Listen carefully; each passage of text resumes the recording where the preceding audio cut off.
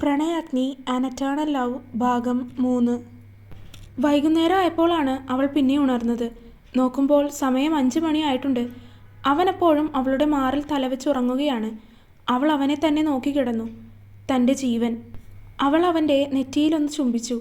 ശേഷം അനക്കാതെ അവൻ്റെ തല അവളുടെ ദേഹത്ത് നിന്നെടുത്ത് തലയിണയിലേക്ക് എടുത്ത് കിടത്തി. അവനൊന്ന് ഞെരങ്ങിക്കൊണ്ട് തിരിഞ്ഞു കിടന്നു. അവൾ അവനെ ഒന്ന് നോക്കിക്കൊണ്ട് ബാത്റൂമിലേക്ക് നടന്നു. കുളിച്ചു കഴിഞ്ഞ് മുറിക്ക് പുറത്തേക്ക് പോയി നോക്കുമ്പോൾ അപ്പച്ചി ഉണർന്നിട്ടില്ല. അവൾ അടുക്കളയിൽ പോയി ചായ വെച്ചു. ശേഷം അപ്പച്ചിയെ വിളിച്ച് ചായ കൊടുത്തു. മുറിയിലേക്ക് വന്ന് നോക്കുമ്പോൾ അവൻ ഉറക്കം തന്നെയാണ്. ഉണർത്താൻ നിന്നില്ല. സന്ധ്യാസമയമായപ്പോൾ പൂജാമുറിയിൽ പോയി പ്രാർത്ഥിച്ച് വിളക്ക് വെച്ചു. ശേഷം ഉമ്മറത്തിരുന്ന് നാമം ജപിച്ചു. അത് കഴിഞ്ഞ് വിളക്കുമായി അകത്തേക്ക് നടക്കുമ്പോൾ അവൻ ഉണർന്നു വന്ന് നിൽക്കുന്നുണ്ട്. അപ്പച്ചി ചായ കൊണ്ടുവന്ന് കൊടുത്തു. ഇരുവരും സോഫയിലിരിക്കുന്നുണ്ട്. വിളക്ക് കൊണ്ടുവച്ച് അവളും അവരുടെ അടുത്തായി വന്നിരുന്നു. നാളെ രാവിലെ തന്നെ ഉണർന്ന് അമ്പലത്തിൽ പോകണം ദേവുമോളെ. നിങ്ങൾക്കായുള്ള പ്രത്യേക പൂജയുള്ളതാണ് കേട്ടോ ദേവാ. ആ അപ്പച്ചി. രാവിലെ ഉണർന്ന് പൊക്കോളണം. വൈകിയാൽ കൂടുതൽ സമയമെടുക്കും. അതിന് അവൻ മൂളി. രാവിലെ തന്നെ പോയാൽ നേരത്തെ വരാം. വന്നിട്ട് ദേവുമോൾക്ക് ക്ലാസ്സിൽ പോകേണ്ടതല്ലേ. ഇന്ന് പിന്നെ വ്രതം ആയതുകൊണ്ട് പോയില്ല. നാളെ രാവിലെ അമ്പലത്തിൽ കഴിഞ്ഞ് വന്നാൽ വ്രതം കഴിയും. അപ്പോൾ പിന്നെ കുഴപ്പമില്ലല്ലോ. അത് കേട്ടതും അവളുടെ മുഖമൊന്ന് ചുളിഞ്ഞു. അവൾ അതേ മുഖത്തോടെ അവനെ ഒന്ന് നോക്കി. അവളുടെ മുഖം കണ്ടതും അവന് കാര്യം മനസ്സിലായി. അവൻ അവളെ നോക്കി കണ്ണുരുട്ടി. ആ പിന്നെ അമ്പലത്തിൽ പോയി വരുന്ന വഴി ആ കണിയാൻ്റെ വീട്ടിലൊന്ന് കയറിക്കോ. നിങ്ങളുടെ രണ്ടുപേരുടെയും ജാതകം അവിടെയാണ്. അത് വാങ്ങി അയാളെ ഒന്ന് കണ്ടിട്ട് വന്നാൽ മതി. ഒന്ന് പോയാ അപ്പച്ചി. അയാളുടെ വീട്ടിലൊന്നും കയറാൻ ഞാനില്ല. അയാളുടെ വായിൽ നിന്ന് വരുന്നത് കേൾക്കുമ്പോൾ തന്നെ എനിക്ക് ചൊറിഞ്ഞു വരും. അദ്ദേഹം പറഞ്ഞതൊന്നും നടക്കാതിരുന്നിട്ടില്ല ദേവാ. അതിന് അവനൊന്നും മിണ്ടിയില്ല. ചായ കുടിച്ച കപ്പുമായി അവൻ തിരികെ അടുക്കളയിലേക്ക് നടന്നു. രാത്രി ഭക്ഷണം കഴിച്ച് അവൻ ആദ്യം തന്നെ മുറിയിലേക്ക് വന്നു. അവൾ അടുക്കളയൊക്കെ ഒതുക്കി വെച്ച് പതിയെ മുറിയിലേക്ക് വന്നു. അപ്പച്ചി ചെയ്യാമെന്ന് പറഞ്ഞുവെങ്കിലും അവൾ ചെയ്തോളാമെന്ന് പറഞ്ഞ് എല്ലാം ചെയ്തു. മുറിയിലേക്ക് വന്ന് നോക്കുമ്പോൾ ഫോണിൽ എന്തോ കുത്തിയിരിക്കുന്നവനെയാണ് കാണുന്നത്. അവനെ ഒന്ന് നോക്കി അവൾ ബാത്റൂമിലേക്ക് നടന്നു. ബാത്റൂമിൽ നിന്ന് അവൾ തിരികെ ഇറങ്ങുമ്പോൾ അവൻ മേശപ്പുറത്തിരുന്ന് ബുക്കിൽ എന്തൊക്കെയോ എഴുതുകയാണ്. ഓ, കണക്കെഴുത്താവും എന്ന് ചിന്തിച്ച് അവൾ പതിയെ കട്ടിലിലേക്ക് കിടന്നു. അവൻ അവളെ ഒന്ന് നോക്കി. ശേഷം ബുക്കെല്ലാം എടുത്ത് അലമാരയിൽ വെച്ചതിന് ശേഷം അവളുടെ അടുത്തായി വന്ന് കിടന്നു. ദുർഗേ. അവൾ മൂളിയതും അവൻ ഉച്ചയ്ക്ക് ചെയ്തതുപോലെ അവളുടെ മാറിലേക്ക് കവിളമർത്തി വെച്ച് കിടന്നു. പെട്ടെന്നായതുകൊണ്ട് അവൾക്ക് എന്ത് ചെയ്യണമെന്നറിയില്ലായിരുന്നു. മഹിയേട്ട. അവളുടെ ശബ്ദത്തിൽ വിറയൽ. എന്തോ? മാറിക്കിടക്കുവോ? ഇല്ല. എപ്പോഴും എൻ്റെ നെഞ്ചിലേക്ക് തലവെച്ചല്ലേ നീ കിടക്കുന്നത്. അപ്പോൾ ഇടയ്ക്ക് എനിക്കും കിടക്കണ്ടേ? ഞാൻ കിടക്കുന്നത് പോലെയാണോ ഇത്? അല്ല, കുറച്ച് വ്യത്യാസമുണ്ട്. എൻ്റെ പോലെയല്ല. ഇവിടെ നല്ല സോഫ്റ്റാണ്. അത് പറഞ്ഞ് അവൻ അവളുടെ മാറിൽ നിന്ന് തല പൊക്കി അവളുടെ മാറിലേക്ക് നോക്കി വഷള ചിരിയോടെ പറഞ്ഞു. ശേഷം വീണ്ടും അതുപോലെ തന്നെ കിടന്നു. അവൾ അവനിൽ നിന്നുള്ള നോട്ടം മാറ്റിക്കളഞ്ഞു. നാളെ രാവിലെ അമ്പലത്തിൽ പോകാനുള്ളതാണ്. വേഗം ഉറങ്ങിക്കോ. അവളൊന്നും മിണ്ടിയില്ല. അമ്പലത്തിൽ പോയി വന്നിട്ട് വേണം നമുക്ക് വ്രതം മുറിക്കാൻ. അവൾക്കറിയാമായിരുന്നു അവസാനം പറഞ്ഞെത്തുക ഇതിലേക്ക് തന്നെയാവുമെന്ന്. കുറച്ച് കൂടുന്നുണ്ട് മഹിയേട്ടാ. വായെടുത്താൽ വഷളത്തരം മാത്രമേ പറയൂ ഇപ്പോൾ. ഞാനെന്ത് പറഞ്ഞു? വ്രതം മുറിക്കുന്നത് വഷളത്തരമാണോ? ഞാൻ അറിഞ്ഞില്ലല്ലോ. കൂടുതൽ ഉരുണ്ട് കളിക്കണ്ട. മഹിയേട്ടൻ ഉദ്ദേശിച്ചത് എന്താണെന്ന് എനിക്ക് മനസ്സിലായി. ആണോ? മനസ്സിലായോ? അവൻ ചൂണ്ടുവിരൽ കൊണ്ട് അവളുടെ വയറിലൂടെ ഒന്ന് ഓടിച്ചു. അവൾ കിക്കിളിയായി. അവൾ ആ വിരൽ പിടിച്ചു വെച്ചു. എൻ്റെ കുഞ്ഞ് പറയ്, എന്താ മനസ്സിലായത്? അത് ചോദിച്ച് അവൻ അവളുടെ ദേഹത്ത് നിന്ന് എഴുന്നേറ്റ് അവളുടെ അരികിലേക്ക് ചേർന്ന് കിടന്നു. അവൻ്റെ കണ്ണുകൾ അവളുടേതിലേക്ക് തന്നെ ഉറ്റുനോക്കി. അവളുടെ കണ്ണുകൾ പരൽമീൻ കണക്കെ പിടഞ്ഞു. അത് കാണും തോറും അവൻ അവളെ എന്തെല്ലാമോ ചെയ്യാൻ തോന്നിപ്പോയി.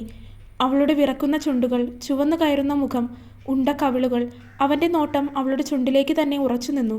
ഇപ്പോൾ അവളെ ഒന്ന് ചുംബിച്ചില്ല എങ്കിൽ തനിക്ക് ജീവൻ നഷ്ടപ്പെടുമെന്ന് തോന്നിയവന്. അവൻ അവളുടെ കണ്ണിലേക്ക് നോക്കി. തൻ്റെ നോട്ടം നേരിടാനാവാതെ അവ കൂമ്പിയടഞ്ഞു പോയിരിക്കുന്നു. അടുത്ത നിമിഷം അവൻ അവളുടെ ഇരു ചുണ്ടുകളും ഒരുപോലെ തൻ്റെ ചുണ്ടുകളാൽ കൊണ്ട് പൊതിഞ്ഞെടുത്തു. അവൾ പിടിച്ചു വെച്ചിരുന്ന അവൻ്റെ കൈകൾ അയഞ്ഞു. അവൻ്റെ കൈ സ്വതന്ത്രമായി. നിമിഷ നേരം കൊണ്ട് അവൻ്റെ കൈകൾ അവളുടെ ചുരിദാറിൻ്റെ സ്ലിറ്റിൻ്റെ ഇടയിലൂടെ അവളുടെ നഗ്നമായ വയറിൽ പതിച്ചു. വില്ല് കണക്ക് അവളൊന്ന് വളഞ്ഞുപോയി. അവൻ അവളുടെ വയറിൽ പിടിച്ചു തന്നെ വീണ്ടും കിടക്കയിലേക്ക് അമർത്തി കിടത്തി. അവളുടെ കൈകൾ അവൻ്റെ ഷോൾഡറിൽ അമർന്നു. നഖം അവൻ്റെ തോളിൽ പോറൽ വീഴ്ത്തി. അവളിൽ നിന്നും മൂളലുയർന്നു. അവൻ്റെ നിയന്ത്രണം നഷ്ടപ്പെട്ടു തുടങ്ങി. അവൻ്റെ ചുംബനത്തിന് ശക്തിയേറി. അവളുടെ ചുണ്ടുകളും അവനെ തിരികെ ചുംബിച്ചു തുടങ്ങി. ശ്വാസം തടസ്സമായതും അവൾ അവൻ്റെ തോളിൽ പിടിച്ചൊന്ന് അമർത്തി തള്ളി. അവൻ അവളെ വിട്ടുമാറി അരികിലേക്ക് കിടന്നു. അപ്പോഴും അവൻ്റെ കൈകൾ അവളുടെ അണിവയറിൽ തന്നെയായിരുന്നു. പക്ഷേ ഇരുവരും ഒന്നും അറിയാതെ ചുംബനത്തിൻ്റെ ലഹരിയിൽ കിതയ്ക്കുകയായിരുന്നു. അവൾ കണ്ണടച്ച് കിതപ്പടക്കുകയാണ്. അല്പസമയം കഴിഞ്ഞ് അവൻ അവളെ ഒന്ന് നോക്കി.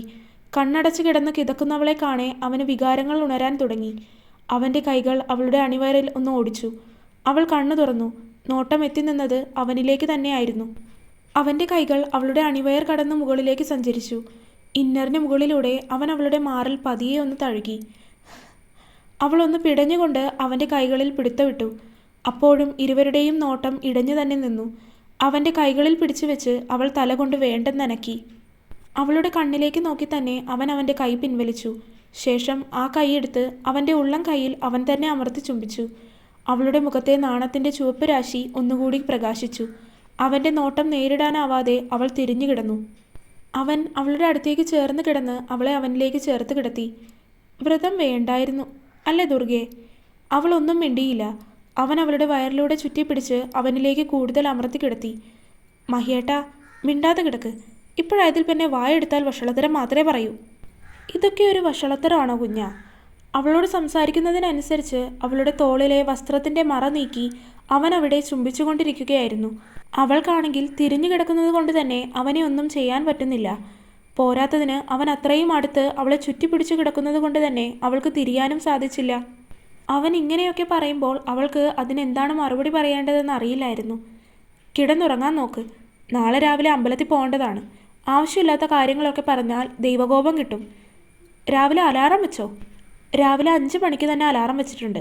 6 മണിക്ക് പോയാൽ മതി. എങ്കിലും ഉറങ്ങിക്കോ എന്ന് പറഞ്ഞ് അവൻ നേരെ കിടന്ന് അവളെ അവൻ്റെ നെഞ്ചിലേക്ക് ചേർത്ത് പിടിച്ച് കിടന്നുറങ്ങി. പിറ്റേ ദിവസം രാവിലെ ഉണർന്ന് അമ്പലത്തിലേക്ക് പോകാൻ ഇരുവരും തയ്യാറായി. നടന്നാണ് പോകുന്നത്. അവൾ ഒരു സെറ്റ് സാരിയും നീല ബ്ലൗസുമാണ് ഉടുത്തത്. അവൻ അതേ കളർ ഷർട്ടും മുണ്ടും ഉടുത്തു. ഇരുവരും അപ്പച്ചിയോട് പറഞ്ഞിറങ്ങി. അമ്പലത്തിലേക്ക് നടക്കാൻ 15 മിനിറ്റോളം ദൂരമുണ്ടായിരുന്നു. ബൈക്കിൽ പോകാമെന്ന് പറഞ്ഞിട്ടും അവൾ അതിന് സമ്മതിക്കാതെ നടന്നതാണ്. രാവിലത്തെ മഞ്ഞിൻ്റെ കുളിർമയും ഇളം കാറ്റുമൊക്കെ കൊണ്ട് ഇരുവരും കൈകോർത്ത് പിടിച്ച് നടന്നു.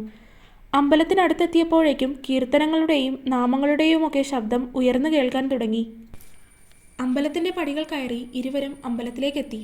പോകും വഴി ഒത്തിരി പരിചയക്കാരെയും അടുത്ത ബന്ധുക്കളെയും ഒക്കെ കണ്ട് സംസാരിച്ചും വിശേഷം പറഞ്ഞുമൊക്കെയാണ് അമ്പലത്തിലേക്ക് എത്തിയത്. കൂടാതെ ഇരുവരുടെയും നടത്തം വളരെ വേഗതയിലായതുകൊണ്ട് തന്നെ 15 മിനിറ്റ് എന്നുള്ളത് അരമണിക്കൂറെടുത്താണ് രണ്ടുപേരും അമ്പലത്തിലേക്ക് എത്തിച്ചേർന്നത്. അമ്പലത്തിലെത്തി തൊഴാൻ കയറുന്നതിന് മുൻപായിട്ട് അവൻ്റെ ഷർട്ടൂരി അവൾ കയ്യിൽ വാങ്ങി. ശേഷം ഇരുവരും പുഷ്പാഞ്ജലി നടത്താനായി കൗണ്ടറിലേക്ക് പോയി. മഹാദേവൻ ഭരണി നക്ഷത്രം, ദേവദുർഗ മഹാദേവൻ രേവതി നക്ഷത്രം. അത് പറഞ്ഞ് പുഷ്പാഞ്ജലിക്കുള്ള റെസീപ്റ്റ് വാങ്ങി അവൾ അവൻ്റെ അടുത്തേക്ക് വന്നു. ശേഷം അമ്പലത്തിനുള്ളിൽ കയറി തങ്ങൾക്കായി ഏർപ്പാടാക്കിയിരിക്കുന്ന പൂജയെല്ലാം നടത്തി കഴിഞ്ഞതിന് ശേഷമാണ് പുറത്തേക്കിറങ്ങിയത്. പൂജ കഴിഞ്ഞിറങ്ങിയപ്പോൾ തന്നെ അമ്പലത്തിലെ പ്രസാദജലം വാങ്ങിച്ചു കുടിച്ച് അവളുടെ വ്രതം അവിടെ വെച്ച് തന്നെ മുറിക്കുകയും ചെയ്തിട്ടായിരുന്നു രണ്ടുപേരും തിരിച്ചത്. അപ്പോഴേക്കും സമയം 7:30 അടുപ്പിച്ചായിരുന്നു.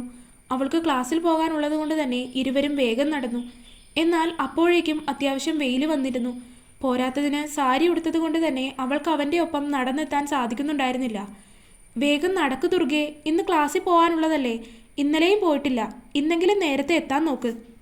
അവൻ ശകാരം പോലെ അവളോട് പറഞ്ഞു. എനിക്ക് സാരി ഉടുത്ത് നടക്കാൻ പറ്റുന്നില്ല മഹിയേട്ടാ. നിന്നോട് ആര് പറഞ്ഞു ഈ സാരിയൊക്കെ എടുത്ത് വലിച്ചു ചുറ്റാനായിട്ട്? സാധാരണ അമ്പലത്തിൽ പോകുമ്പോൾ ധാവണി അല്ലെങ്കിൽ പട്ടുപാവാടയല്ലേ നീ ഉടുക്കാറ്? പിന്നെന്തിനാ ഇപ്പോൾ ഈ സാരി എടുത്ത് ചുറ്റിയത്? ഇന്ന് നമുക്ക് പൂജയൊക്കെ ഉള്ളതല്ലേ, അതുകൊണ്ട് സാരി ചുറ്റാൻ ആഗ്രഹം തോന്നി, അതുകൊണ്ട് ഉടുത്തതാണ്. പറ്റുന്ന പണിക്ക് നിന്നാ പോരെ നിനക്ക്? വായിങ്ങോട്, കൈ പിടിച്ച് നടന്നാൽ മതി. ഇനി ഈ സാധനം ചുറ്റി നടന്ന് എവിടെയെങ്കിലും തട്ടി വീഴണ്ട. അത് കേട്ടതും അവൾ വന്ന് അവൻ്റെ കയ്യിൽ ചുറ്റിപ്പിടിച്ചു. അവൻ്റെ മുഖത്തോട്ട് നോക്കുമ്പോൾ ഗൗരവമാണ്.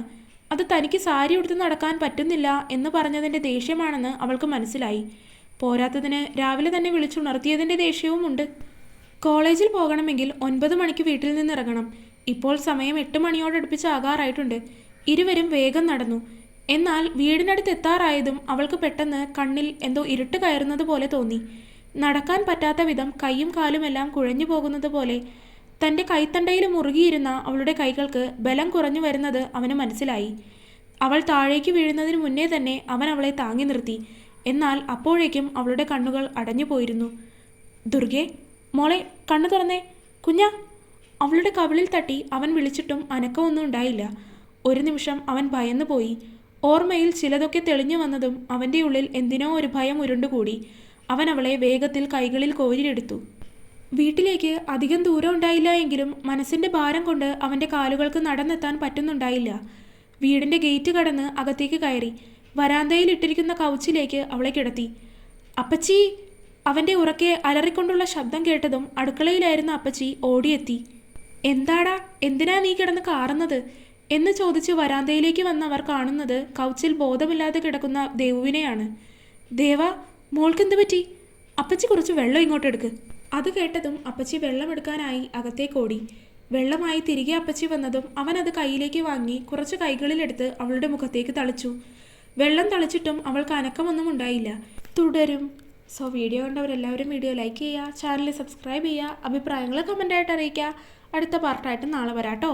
ബൈ.